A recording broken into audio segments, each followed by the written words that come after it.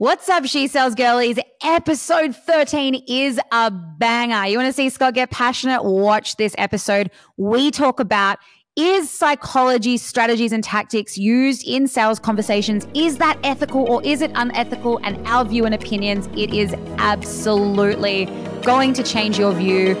I can't wait for you to give it a listen.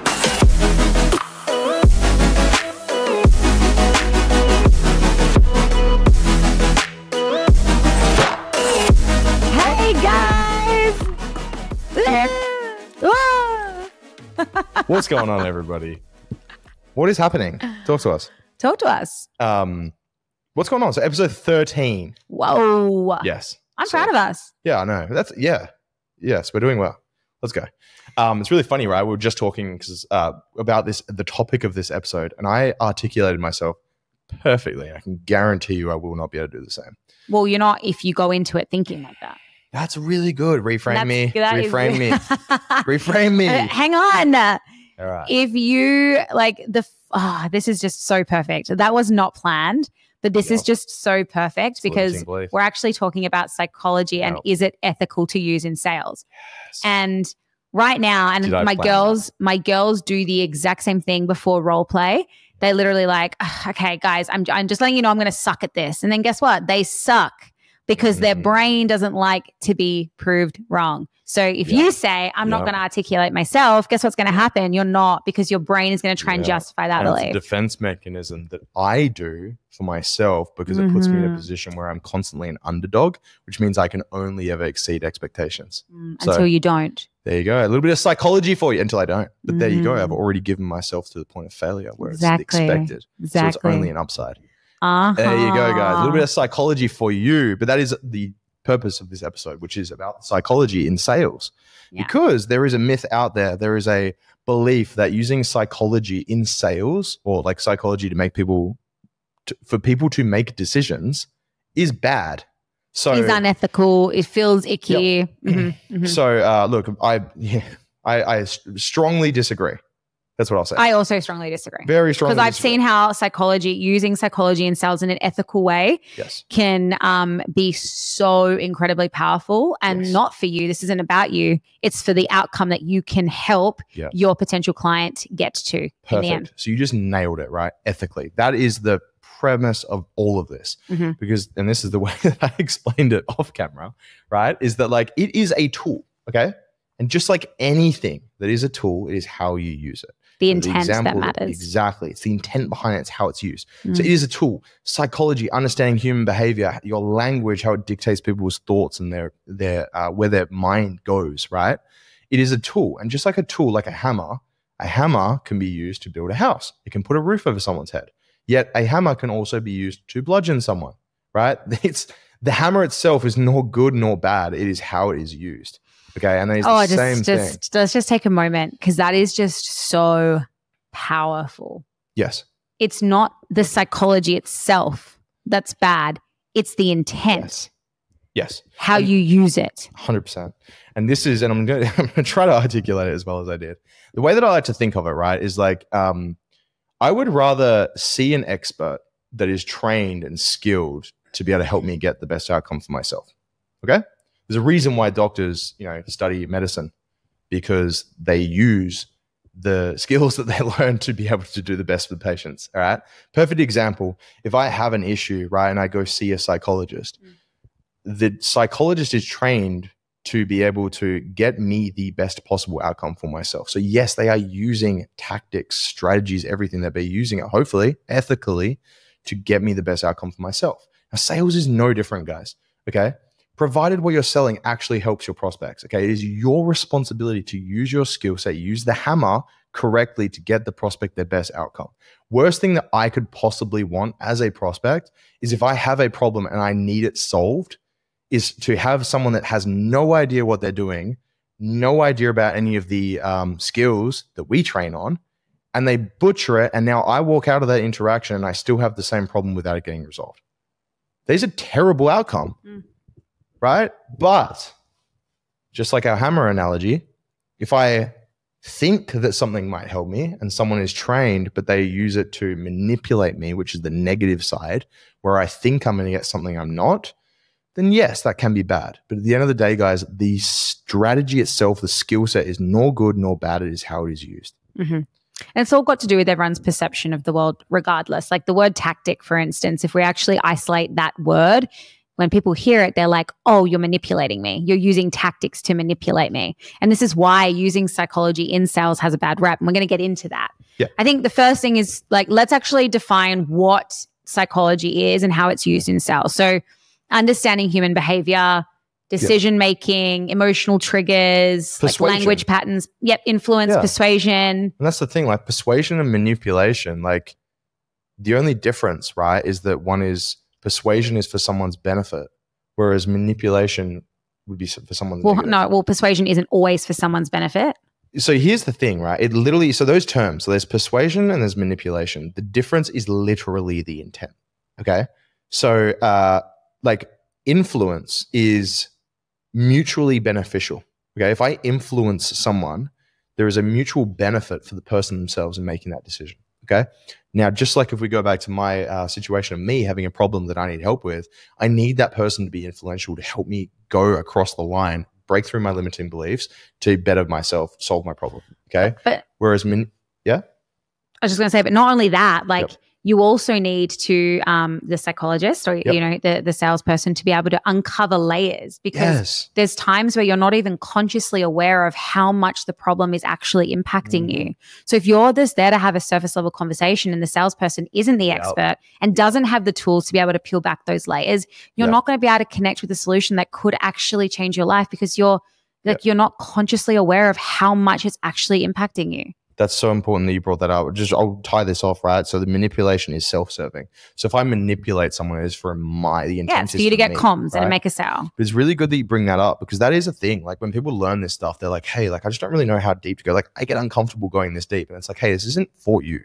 This is not an interaction where you are supposed to feel comfortable. It is an interaction for the prospect. And sometimes, guys, those conversations need to go as deep as the prospect needs it to be able to have that moment of change where they actually benefit themselves. Correct. So like, once again, it's a tool, okay? It's how it's used. That's exactly it. It's how it's used. Intent matters. It matters the most. And that's the difference between an ethical sale and an unethical sale. It's all in the intent. Yeah. So if you okay, like the best scenario of this is, right, I'm going to go back to the account that I used to sell on. Yeah.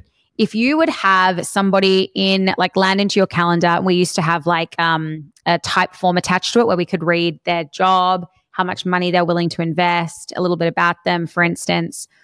If you would have someone that put the highest price point, as in they're willing to invest $100 plus per week, however, their problem was minuscule. Tell me if you think this is ethical. Okay. So maybe they have 3 to 5 kilos to lose, but they can invest $100 plus per week. Are you selling them into the 12-month program that is, goes for 12 months, or are you selling them into the 6-month program? Okay. This is a perfect example. Yes. Yes. I would need to know more. It's context. Okay. Well, like what do you need to know? Because my point. How long has this been something that they've been battling with? 3 to 5 kilos. You want to know? They've been battling it for maybe the last 12 months. Okay. Then I would say, but it's fluctuating. Like it fluctuates. I would say it's most likely going to be the shorter term, right? It's a smaller gap that needs to be covered. Yeah. Caveat: if we've got a woman that has been battling to lose this weight on and off for a lifetime, then it may serve her more to be able to have a longer program to instill the habits further. So this is where context is everything, guys, and this is the importance of having conversations, right? Because let me ask you a question. If woman A comes in, she does the 6-week program, she loses the 3 kilos, but then month 7, she's back where she started. Yeah, but month 13, she could also be back where she started. What's going to give her the better chance though? Well, depending, again, context. Yes. Like, does she just want to lose the weight, or does she want to lose the weight and keep it off long term? However, in my mind, and this could be just my perception of the world, but someone who has less than 5 kilos to lose, selling them into a higher program, to me, that's self-serving, because you're making more comms. And you've seen on her form that she selected the top price point. So you're just going to go for that top price point, which everyone did. Like everyone did. And to me, that's unethical. That's not in her best interest. Again, context. I understand that. But her best interest is to give her a choice. Hey, look, we have these two programs. Yeah. And it's so good that you bring that up, because that right there is the difference. Because like money, when I was explaining that to you, it was not front of mind for me at all, right? When I was just going through that. Though if and that is the case, right? Because people get paid more for X rather than Y. So the moment that crosses your mind and you go, if I get her into this program, I'm going to receive more money. Correct. Now, what does that become? Yeah. Manipulation. It's self-serving. Correct. So like this is that's a fucking perfect example. I'm so glad that came up, right? Because it's like, it is, guys, it's just literally how you look at it. Okay. So, yes. you really like my example. I'm glad. No, because it's perfect. Because like you went into that example because you were like, hey, I've got a really good example here, which is going to be one way. But then it was like, my perspective already was slightly different because you were already looking at it in a certain way. Exactly. And I shifted yours, but then you shifted mine back. Yeah. So it's like, yeah. So I think like power of this stuff. We understand that in intent matters, right? Yes. The ethical use of psychology to serve and guide rather than trick your potential client. Yes. Okay, that is the core needle mover here. Yep. Can you use psychology in sales? 1000% if the intent is there to use it in the right way. I would push to say it is necessary. Like, I don't even, can you use it? Yeah, like, yes, but it is so necessary. It needs to happen. Like, otherwise, what are you doing? What are you actually doing? Are you just sitting there taking orders? You're literally sitting have a checkout page. Like, why would you even be there? It makes no sense to me. Like, you're just sitting down. I'm just getting a little bit passionate about this, right? Because like it is a thing. People are like, oh, I feel like, these tactics are getting used on me, but it's like 100% because they're what's best for you. Exactly. Like I would be appalled if I went to a psychologist and the guy provided me with nothing, with no challenges, with no insights, with nothing. I got absolutely nothing out of the interaction. I would be like, why the fuck am I here? Why'd I pay that? Yeah, it's exactly the exact same thing with a sales call. I would go, why am I here with you for 30 minutes in a sales call? Just give me the checkout page or just give me a list of things and I'll read it and then I'll just make my buying decision. We know that's not what's best for you. Yeah. So let's talk then, why does it get a bad rap? Because it really does. Like even with like some of the sales gurus, like, I read one this morning that's like people who use psychology to trick their potential clients into, buying their shitty solution or something. And I'm like, that's just so like, it's just so like the whole statement is just false. Like I don't agree with that at all. Because again, it's context and intent that matters. Exactly. So let's talk about why it gets a bad rap. And let's break that comment down. Was that exactly how it was worded? No, I can get it up. Okay, cool. Do you want to get it up? Well, there's two things in that really trigger it for me. Number one was trick.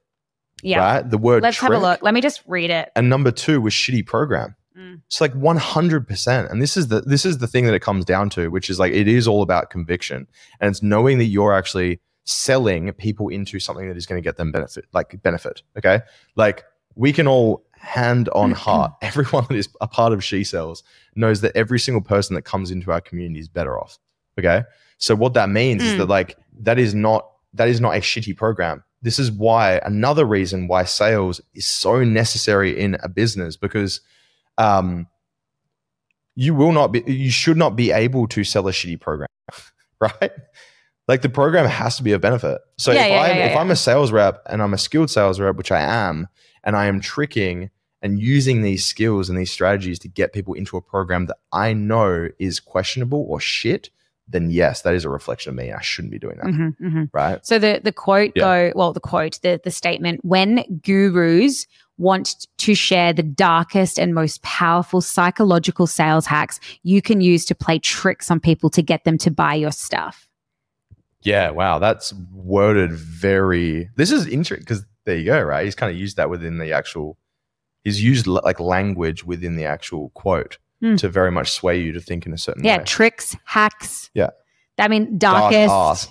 Darkest, right? And most powerful. Yeah, I could write that exact same post in a slightly different worded way, which will make it look so light. This is the power of it, right? And then people are like, it's just interesting. People are writing like, relate to the fishing boat or tennis court portrait on their wall, saved $5,000, mirroring 4,800 saved, listening $2,000 saved. And I'm like, I mean, okay, like we've already kind of chatted about this. We should do a post with the exact same, but frame it in a positive. And then like the funny thing is that like we've by doing that post, we're showing the example of like it is how it is framed. Yeah. And like, look, because look, all the comments were negative. Yep, 100%. And because exactly. Yes. Oh. This is exciting stuff, guys. So like the intent behind that post was to get people to be against it. Against it, to see it in the negative light. As dark, manipulative trick, right? I could write the exact same thing by being like, you know, when I see gurus helping sales professionals up their skill set so they can serve their clients to the highest capacity using all tools that they have in their belt. Well, you didn't mention anything about psychology, but like, tools is in psychology, right? Yeah. But like, I could frame that for the good. And then you watch everyone that posts that is like, fuck yeah. Like we need to learn this stuff to be able to serve our prospects to the highest, capability possible. So like, yeah, it's just interesting, right? It's all got to do with everyone's perception of the world, like the world, and maybe a bad experience in a sales conversation where they used it incorrectly or unethically. So like, again, I always try to put myself in there. Could also just be for clickbait, who knows? But like the point is, it is another good example of how he won people over through the choice of his words that he used. And now everyone's buying into that narrative in the comments. There's not one single comment that's like, I disagree with this. It's all like, playing into the narrative. Mob mentality. Exactly. And that one person comes on and is like, hey, I disagree. And then you would get absolutely crucified. Exactly. Yeah. Against the mold. Maybe I'll do it. Who is it? So we don't name drop on here. So yeah, I mean, I guess examples of unethical uses like would be manipulation, obviously, using their pain against them. And that's an interesting one because we see that a lot. Yep. We see that a lot. And that really is essentially getting them to explore the consequence greater and using that pain against them to basically fearmonger them into being like, oh shit, I need to do this. It's so interesting because it really is how you frame it. Because like, here's the thing, like if someone, and this is the example that I like to use, right? If someone is standing there with their hand on a burning stove and they're like, my fucking hand hurts, like, are you going to just ignore the fact that pain is a reality and it's something that's happening? Or are you going to let the person know it's like, hey, you're continuing to hold your hand on a burning stove. Like if you continue to keep your hand there, what are the possible ramifications that could come from that? Yeah. Where would that lead? I don't mind that question. I think the question is fine. I think using the question against them in a high tension period, which is after you've dropped price and you're kind of like, hey, but you said, right. Hey, but you said, or like, hey, have you really stopped and actually let's take it back to like, what happens if you keep your hand on that burning flame? But you're burning your hand. Like this is wrong. You shouldn't be in this pain. You're not going to have a hand. Like your family will have a husband that doesn't have a hand. That's not good. How do you think that's going to affect them? It's like, that's now bad. That's using it against them. Getting them to self-discover it and explore it themselves. 100%. Like that's a different conversation again. Where if I'm like, hey brother, like have you ever considered like with that burnt hand, how is that going to impact your work? Like will you be able to work? If you can't work, what then happens for your earning potential? Are you able to swing the hammer at work? He's like, fuck, I'm actually not. I'm like, shit, well what happens then? Like that's it. We got to the same thing, but like it's within his best benefit to take the hand off the burning stove. Yeah, correct. That's the difference, guys. It's such a fine line. Yeah. And you've got to stop attaching like, yes, when you make a sale, you earn commissions. That's no different from you selling one of your products in a store. Like you earn commissions on that, right? So when people think that we're talking this and we're saying, using these strategies as a way to help someone make a decision, they still attach that to, but you still get paid off the back of it. I know. And I don't know why that's a negative. I know. I don't know why it's a fucking negative. It's so like, silly. But you got paid. It's like, of course I got paid. Just like a psychologist would get paid when you go and see them, you pay for a service. You should want to pay someone money if they do good for you. I know. It's not a bad thing. It's crazy. I mean, it's you're literally offering free, like something free as well. Like, and like the moment where you like, so it's funny, right? So like, because I sold to salespeople for a long time. So they knew what was going on. Now, like it would get to the end of the call where when we have a really good call, they're like, man, I'm really glad that you get the commission for this. Like, because they just knew the game, right? They knew the game. So like there's no difference for why a prospect shouldn't feel that way as well. It's like, man, you've helped me so much. Like, I hope you get paid for this, because they might not know how it works, right? Yeah. But like, that's not a negative. It's like, oh, wow, you've helped me so much. Oh, but you were getting paid for it. Like, you piece of shit. Yeah, it's wild. It's like, I'm sorry, it doesn't make sense. It's just the sales, like it's the perception of sales. Like it's just so backwards. If my roof caves in and a bunch of people come over and they build a new roof for me, I'm like, fucking thank you. Here is the money. Thank you for helping me. It's no difference. There's no difference. Yeah. I mean, really, sales reps should get paid for even people who say no. Like, that's another conversation. That opens a whole can of worms. Well, like imagine going to a psychologist and only paying them if they actually are like. Yeah, this is going to be the most liberating thing that hopefully I will say on this podcast. And I'm walking through every single girl like on our sales team now to shift their perspective on it. It's like your metric of success, it just needs to shift. If your metric of success is how much money I'm making from how many sales I'm making, you're fucked, because that's what your whole perception will be on. So that's why it will feel weird. It's why it will feel icky to have these conversations. How I shifted my perspective, and I literally used to write this on, so I would map out what needed to happen. I would write it on a sticky note and I put it on my monitor, and it was have X amount of meaningful conversations. That was the metric of success, because that got me what I needed financially, everything. Okay. But the metric of success, the reason why I was on these calls with people was to have X amount of meaningful conversations. So now when there was a moment where I was like, oh, I can see a limiting belief here. I'm going to have to challenge. I'm going to put my big boy pants on, do something a little bit uncomfortable, call someone out on their bullshit, use strategies and tactics. It was like, I'm doing this because I need to have as many meaningful, changing conversations as possible. That takes all the ickiness out of it. Like if you now are in sales, or any like of our girls are listening to this, change your metric of success to that, because none of this. Not if you're not even in sales, if you're about to enter sales, it should never be focused on how much money I can make from this. It should always be, how good can I get at this? How many lives can I change through the ability to connect and communicate at the highest possible level? That's what it should always be, which is why I said you should get paid for the no's too, because just because someone says no doesn't mean you didn't have a meaningful conversation. And that's the thing. I would feel like I got paid still, because I was like, boom, I still had it. I still had the tick of I had a meaningful conversation. So I would come out of that being like, I fucking got paid. Yeah. And the reciprocity, like, and you never know when that person's going to come out. Like, I still get people messaging me like 6-12 months later. I haven't even been in sales. They still message me, be like, hey man, I really want to do the thing. Or like, hey man, I want to upgrade to the other thing. I'm like, I'm not even on that account anymore. And you know, so it's amazing. Like, you just never know what's going to come from a meaningful conversation. And you can never lose that way. No, you can never lose, only win.